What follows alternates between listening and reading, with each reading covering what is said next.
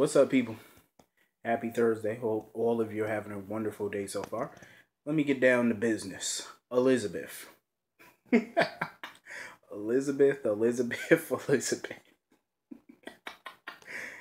Damn, girl. Delusions. Delusions of grandeur. I mean, Jesus Christ. That woman begs worse than keeps sweat. I mean, like, seriously. Like, all I want.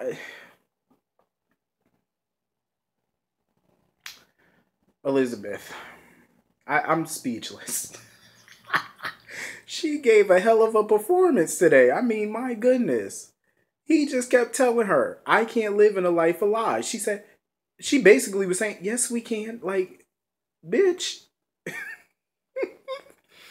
I'm sorry, but this woman has gone cuckoo for Cocoa Puffs. Like, where is Lucky at?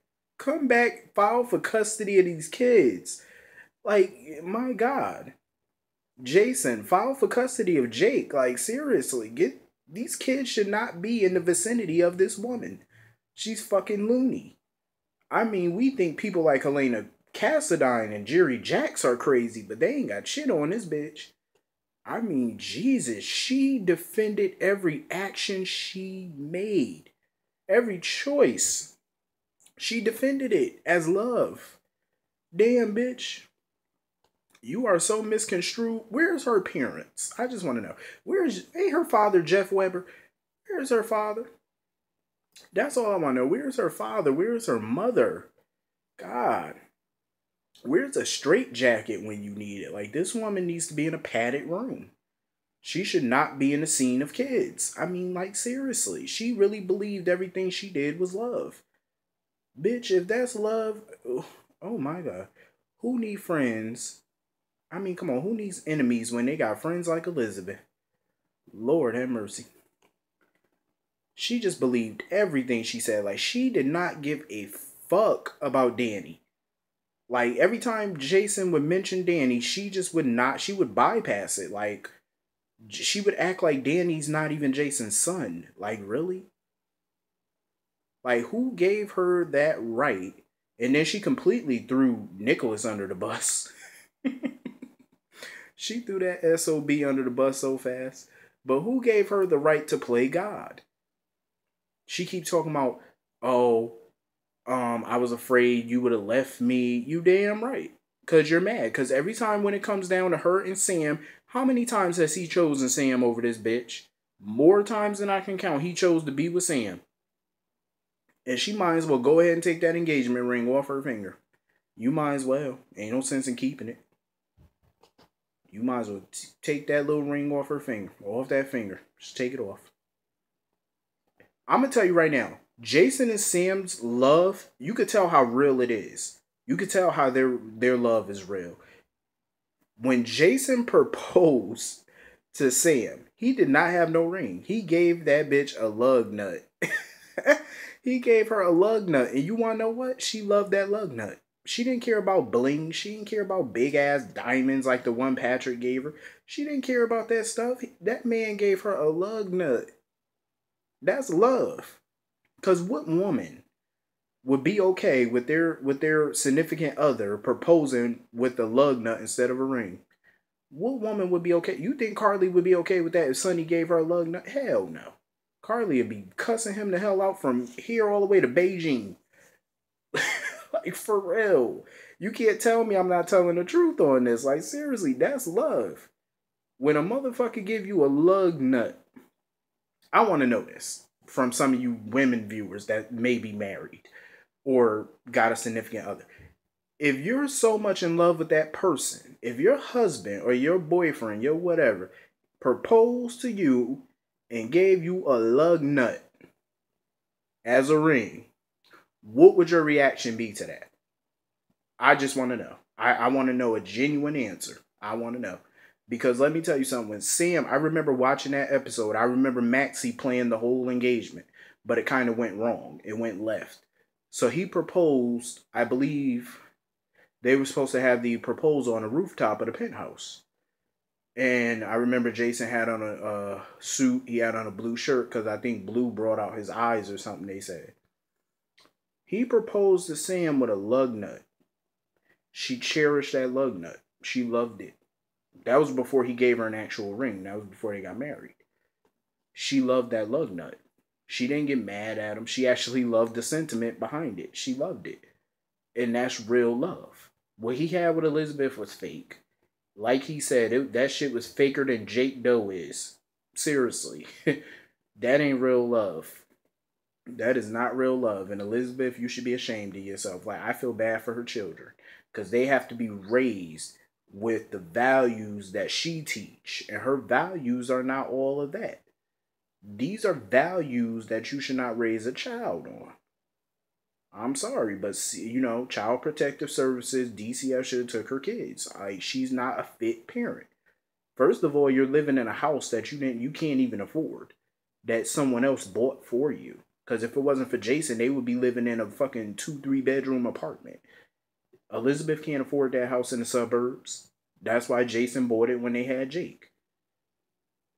She can't afford no house like that. That's why Jason bought it for her. You can't afford that shit. Jason did so much for her. He set up a trust fund, not only for Jake, but he set up a trust fund for her other children, for Cameron. And you know what she did? You know what Elizabeth did? She took that money and invested that money in stocks, and the stocks failed, and she lost her kids' trust fund money that Jason set up for her. That goes to show you what kind of shitty parent she is. That she don't really give a fuck about her kids or their future. That money could have been used for their college education. It could have been used for so much good for them kids, and she squandered it on a whim. That goes to show what kind of a fucked up mother she is. I'm sorry, but she's one of those people that should have never had kids. Like, not on, like she's one of them soap characters that should have just never had children. I mean, my lord. But anyway, moving on from that bitch. The scenes that listen, that Sam, Patrick, Emma scene, that was powerful. They better get a fucking Emmy next year. I am not playing. That scene it tugs at you. Because it's so real. Like, the emotions felt real. I was invested. You know what I mean? In that scene. I was so invested in it.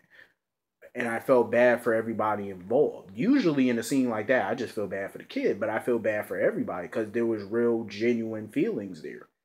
Not just, Emma loving Danny and Sam. But Sam loving Emma and Patrick. There were genuine fucking feelings. And a lot of people just got hurt. But Patrick, at the end of the day, he didn't want to make that decision. But it was a decision he had to make. Sam, she could come up with any excuse she want, but she know what Patrick was saying was true. And he brought up a damn good point. So, if she had to choose between Patrick and Jason, if Jason had all his memories of their life together, she had to choose, who would she choose? And Sam was like, that's not fair. No, it is fair. It's very fair to ask that question. Because it's a real question. It's the truth. I think Patrick made the right decision for him and the right decision for his daughter. And Emma took the news very hard. She just was wailing. And I can't blame her because you know what? She feels like everybody keeps leaving her. Her mother left her. She felt like her mother kind of abandoned her. Duke's dead. She loved Duke. Now he's dead. Her grandfather, Robert's not really that much in her life. He's out of the country, even though he's about to come back. And now Sam, she had high hopes. Sabrina left her life. Now Sam's leaving her life. It's too much for a little girl like that. She suffered a lot of loss at such a young age, even though a lot of them didn't die, but they left her, left town. And she's feeling abandoned. And that scene where she called her mother, where she called Robin begging her to come home and Robin couldn't come home, it broke her. I felt real bad for her.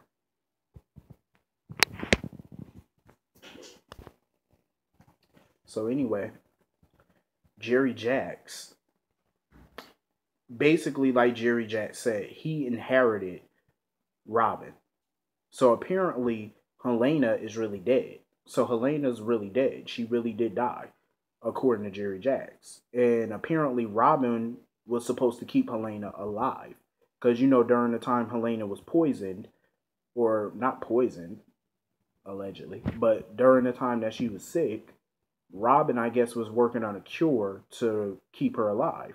But she didn't come up with the cure in time to save Helena. So Jerry's pissed, and he feels the only way to rectify the situation is to kill Robin and cut his losses.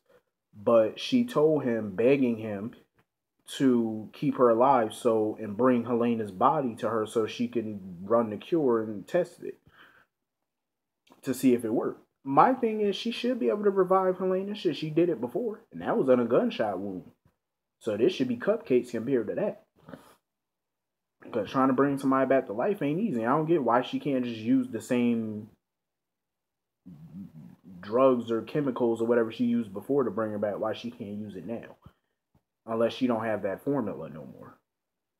But since this is a different type of, since Helena did die a different death, I guess she has to come up with a different formula to bring her back. Because I don't know if the same formula will work. I feel bad for Robin.